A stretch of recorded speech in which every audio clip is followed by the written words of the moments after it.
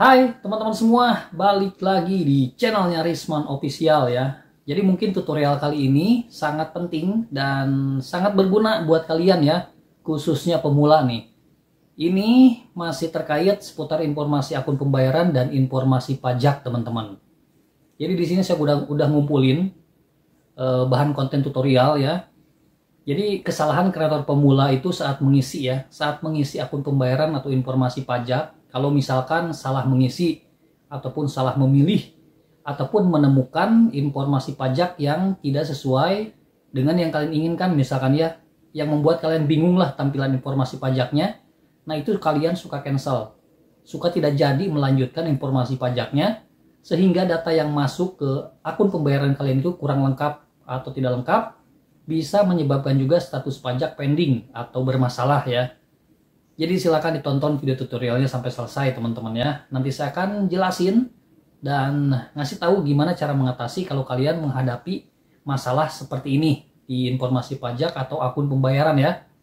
Jadi silakan teman-teman ditonton videonya sampai selesai dan jangan lupa di subscribe.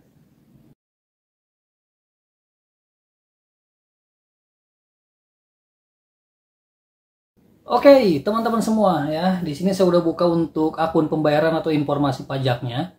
Jadi kesalahan kreator pemula itu kalau saat mengisi akun pembayaran atau informasi pajak, misalkan ada yang salah pilih atau lupa diisi, itu selalu di cancel karena nggak ada tombol backnya. Nah itu jangan dilakukan teman-teman ya, karena bisa berdampak terhadap data yang masuk di sistem Facebooknya, di akun pembayarannya, sehingga si akun pembayaran atau informasi pajak bisa pending atau kurang lengkap ya. Ini kita mulai dulu dari yang pertama teman-teman ya. Ini kalau kalian mengalami seperti ini ya, di bagian atas ada merah tuh. Your tax information is incomplete. Data tidak sama ya, makanya merah seperti ini. Nah, kalau kalian misalkan sebagai pemula, itu jangan diklik yang down yang bawah. Ingat ya, jangan diklik down yang bawah tuh. Tapi tekan tombol resolve. Atau kalau nggak ada resolve misalkan, klik update. Ya, nanti akan diarahkan ke bagian sini lagi. Ini lalu tinggal klik aja sign in electronical teman-teman ya. Pilih yang sign in electronical, lalu diarahkan ke bagian sini nih. Nah ya, baru di sini tinggal lanjutkan lagi sebagai akun Facebook kalian.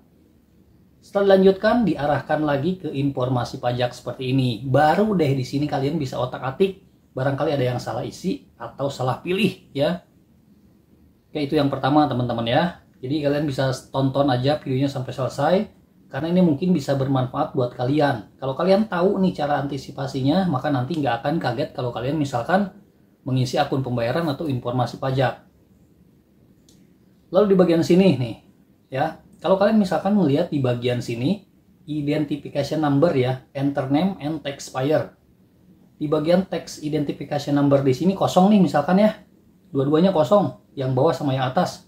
Kalian pilihnya yang atas. I have a non-US TIN. Saya mempunyai nomor ya, nomor wajib pokok ya, MONIK ataupun NPWP di luar AS. Jadi ini untuk kreator yang berada di luar AS teman-teman ya.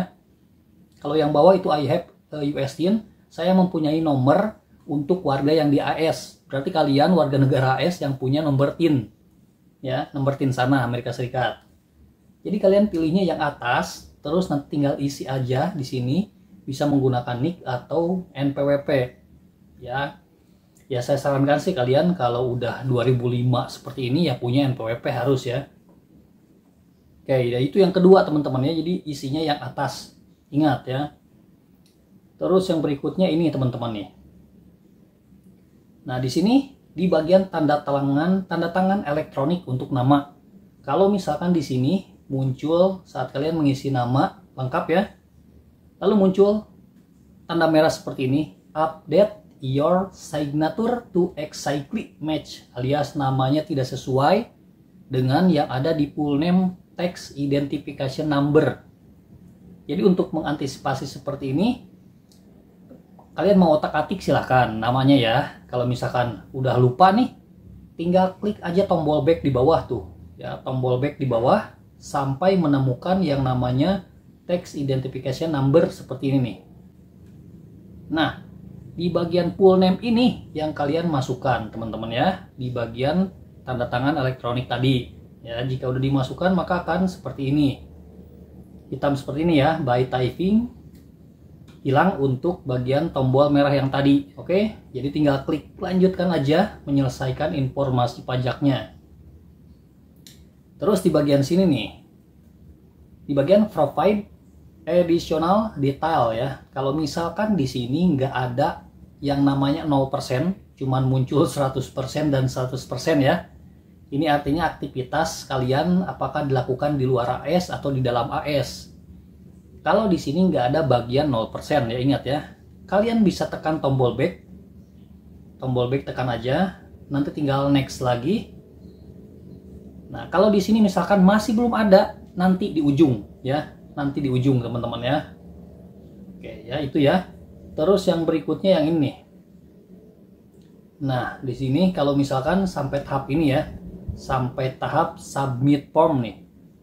Kalian misalkan ada kesalahan nih di awal di bagian informasi pajak, harusnya pilih yang ini atau harusnya mengisi yang ini. Pokoknya ada kekeliruan saat kalian mengisi informasi pajak, kalian pilih yang make change ya. Kalau pilih yang make change, nanti akan diarahkan ke sini nih. Nah, teman-teman ya, ke bagian awal lagi tampilan informasi pajak. Baru kalian bisa otak-atik lagi di sini dan nanti cek lagi untuk 0% pajaknya tadi ya. Nanti akan ada teman-teman ya. Oke, terus di bagian sini teman-teman yang berikutnya. Nah, ini untuk langkah terakhir ya. Di sini misalkan di sini nih, ini langkah terakhir kan, kalau kita klik down maka informasi pajak dan akun pembayaran kalian selesai. Nah, di sini rata-rata kesalahannya. Kalau misalkan ada yang salah di bagian awal informasi pajak, di sini kan nggak ada tombol back nih. Nah, pasti kalian sebagai pemula akan nge-close langsung handphone kalian. Nah, otomatis si data itu tidak akan masuk atau kurang lengkap dan bisa mengakibatkan status pajak itu pending. Jadi kalau ada kesalahan di bagian akhir di sini, teman-teman ya, di bagian akhir di sini, itu kalian kliknya yang tombol update. Tombol update tuh. Jadi jangan di-close langsung dari handphonenya. Jangan ya. Klik tombol update, maka akan diarahkan lagi ke sini. Baru di sini tinggal lanjutkan sebagai akun Facebook lagi dan diarahkan lagi ke bagian informasi pajak awal.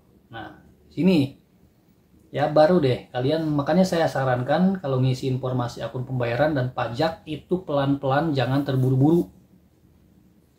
Sini cek dulu nih, kalau misalkan nggak ngerti bahasa Inggris, terjemahkan dulu teman-teman ya, ini artinya apa, baru dipilih.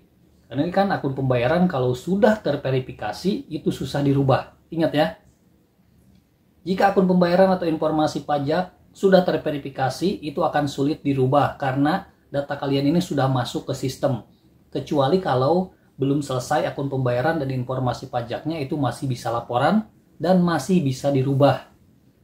Kalau sudah terverifikasi pajaknya, pasti akan disuruh sama Facebook untuk membuat akun pembayaran baru. Nah, itu bingungnya nanti di sana teman-teman ya. Makanya pelan-pelan ngisinya.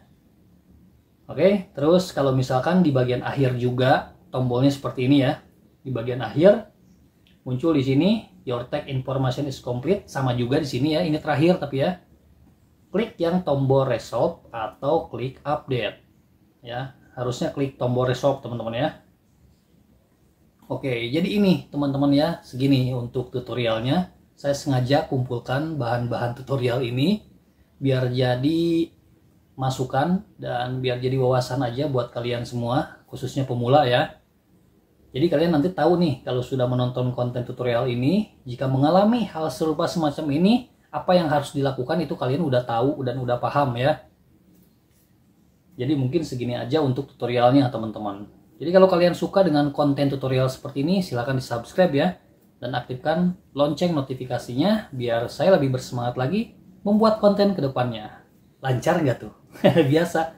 Udah terbiasa sekarang ya ngobrol depan kamera nih.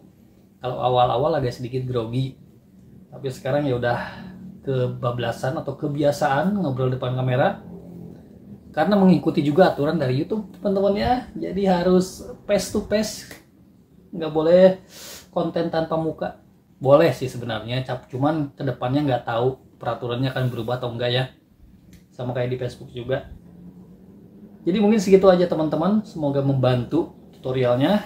Terima kasih yang udah nonton, yang udah subscribe juga terima kasih banyak. See you next time, nantikan video tutorial baru lainnya hanya di Risman Official. Wassalamualaikum.